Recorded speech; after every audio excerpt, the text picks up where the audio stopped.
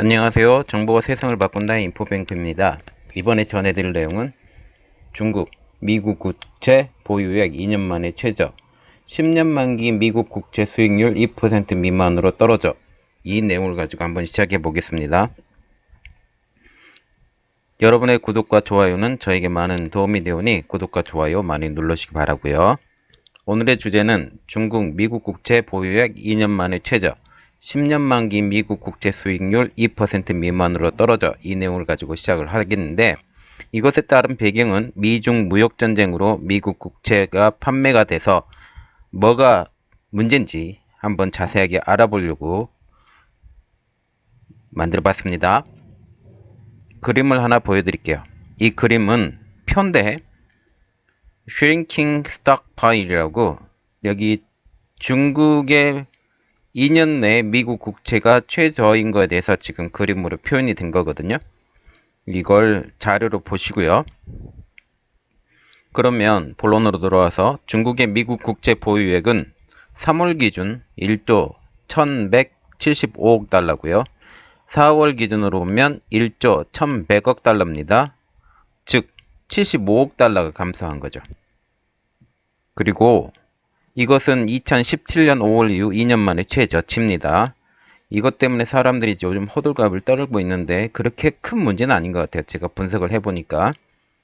그리고 중국의 우회 매입 장소는 벨기에이고요. 3월 기준으로는 1866억 달러, 4월 기준으로는 1798억 달러로 68억 달러가 감소했습니다. 그렇게 되니까 전체 133억 달러가 돼요. 전체적으로 보면. 이 133억에 대해서 한번 기억해 주시고요. 그런데 이 자료는 5월 이전의 자료죠. 5월 이전의 자료고 5월부터 수입품의 관세율이 10%, 25%로 올랐잖아요. 2천억 달러에 대해서만. 그 나머지 3천억 달러에 대해서는 G20 정상회의 이후에 한다고 그랬죠. 그래서 현재 저희 예상으로는, 모든 관계자의 예상으로는 더 많은 미국 국채가 팔렸을 것으로 지금 예측이 좀 돼가고 있습니다. 왜 그런지는 조금 나중에 얘기해 드릴게요. 국채가 무역전쟁의 보복으로 쓰일 것이라는 것은 이미 예상이 돼 있는데, 이것은 아닙니다. 지금 현재 지금 이때는 아니에요. 전문가들의 입장으로 보면 미국 국채의 하락은 자기의 발등을 찍히는 일이라 라고 말을 하고 있고요. 그래서 가능성이 아주 낮다라고 말을 하고 있죠. 그리고 보시면 그 유로 국채랑 독일 국채는 요즘 마이너스예요. 마이너스. 그걸 미국 국채는 지금 플러스인데 마이너스 국채를 누가 사겠어요? 안 사죠. 저라도 안 사겠어요. 그렇게 되는 겁니다. 그래서 다시 주제를 한번 만들어 볼게요. 무엇이 중국을 국채 보유국의 감소로 만들었을까? 뭘 것 같아요? 먼저 알아봐야 될 것은 중국의 외환 보유고입니다. 그 이유로는 국채는 외환 보유고의 기반이 되기 때문이죠. 즉 국채가 외환 보유고의 일부예요.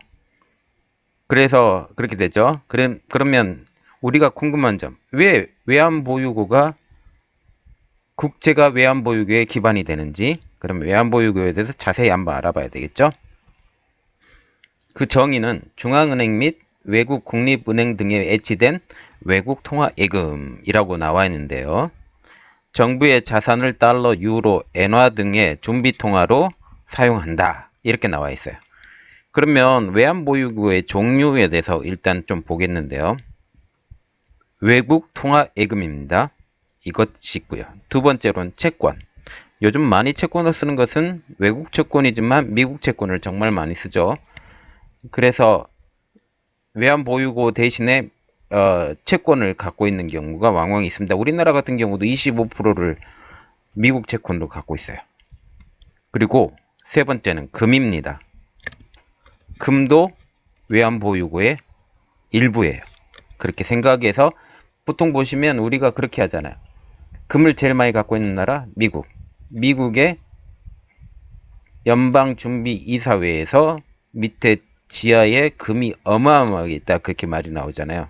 그게 다 외환보유고입니다. 옛날에는 금본위 통화여서 금을 가져와야만이 그 외환을 내줬어요. 금을 맡기고 돈을 찍어내는 거예요. 그거하고 똑같아요. 그렇게 생각하시면 아주 정확합니다. 그건 나중에 얘기할 기회가 될 수 있으면 나중에 한번 얘기를 해드릴게요.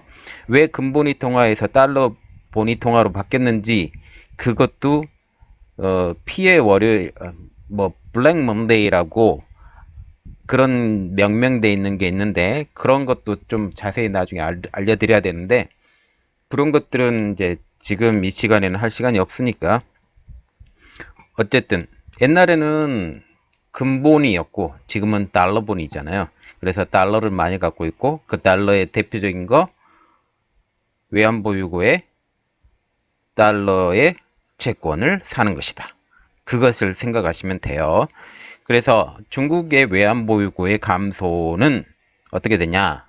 4월달 보면 3조 950억 달러고요. 이게 3월 대비에 38억 1000억 달러만 떨어졌거든요. 아까 보시면 133억 달러라겠죠? 그걸 팔았으면 133억 달러가 떨어져야 돼요. 그렇지는 않잖아요.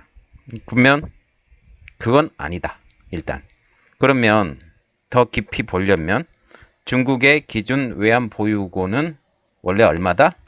3조 1000억 달러다. 이렇게 되는 거죠. 그러면 게다니 골드버그라고 TD증권 선임 투자 전략가가 있는데요. 이분이 어떻게 말을 하냐면 중국이 국채만 팔았다면 외환 보유액이 미국 국채 보유액의 감소와 같은 수준으로 줄어들어야 한다. 라고 말을 했습니다. 그래서 그건 아니죠. 보시면 133억 달러 대 38억 1000만 달러. 차이가 많이 나죠? 거의 100억 달러가 차이가 나죠.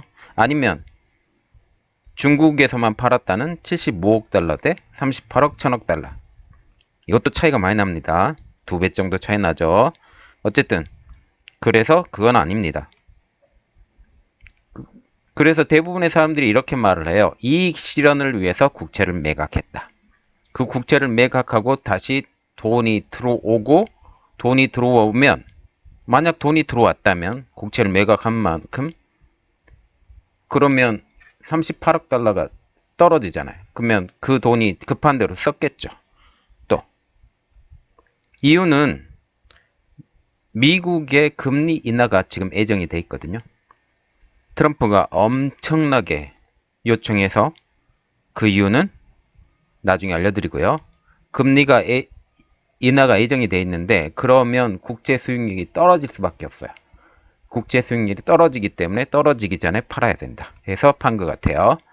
근데 중국 정부가 생각하는 외환 보유고의 위험 수위는 얼마냐? 저번에 영상에도 한번 올려드렸는데 얼마라고 생각하세요? 3조 달러입니다. 그러면 3조 달러 미만이 되면 외국 자본의 유출이 예상이 되죠. 그러면 외환 보유액에 그걸 다 팔아버리고 날려버리면 어떻게 돼요?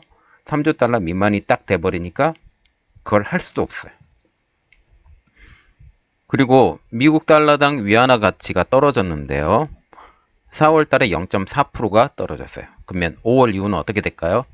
무역전쟁이 더 심해졌을 때 미중 무역전쟁이 더 심해지기 시작한 5월 6일 이후에는 2% 이상이 하락됐다고 지금 나와 있습니다. 그러면 중국의 판국채는 어디에 있을까요? 어디에 있을까요? 이게 안전자산으로 지금 속해져 있기 때문에 외국인들이 국채를 매입하고 있습니다. 그러면 외국인들이 미국 국채 보유액도 좀 알아봐야 됩니다.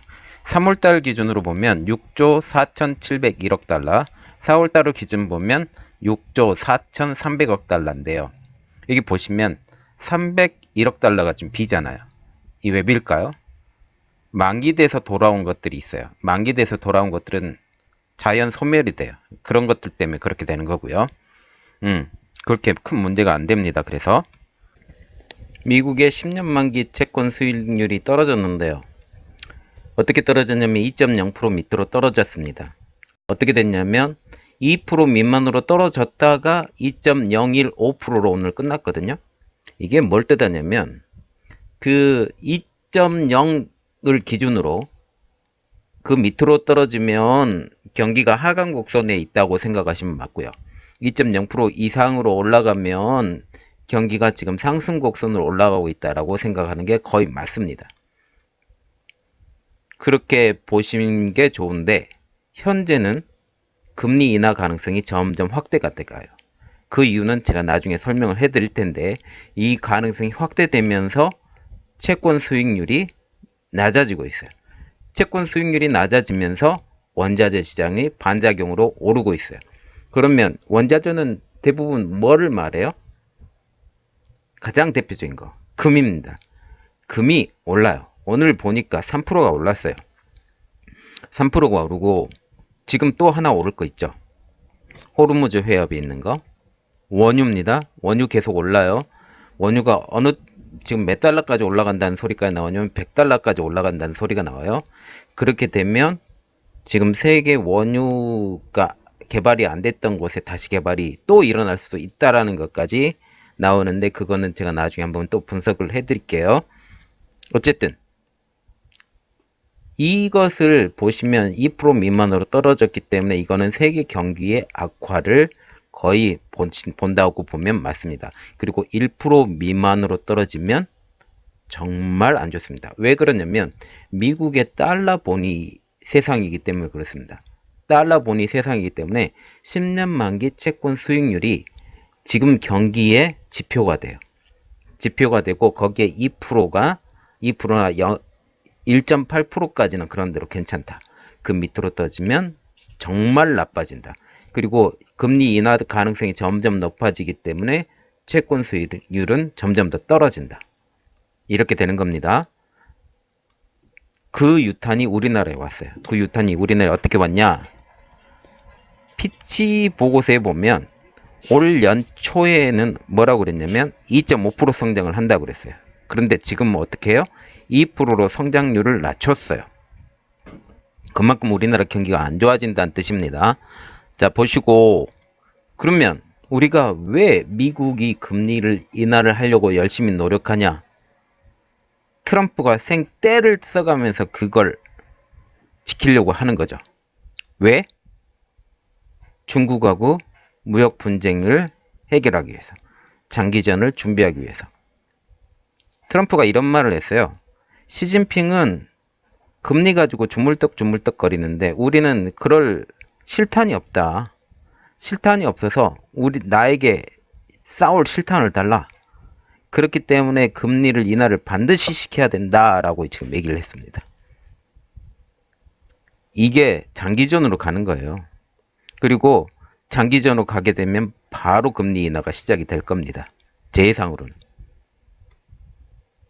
오늘 내용은 여기까지였고요. 더 많은 내용들이 필요한데 그 나머지 내용들은 제가 나중에 또 설명을 해드리겠습니다. 여러분들을 위해서 더욱더 노력하는 인포뱅크가 되도록 노력하겠습니다. 감사합니다.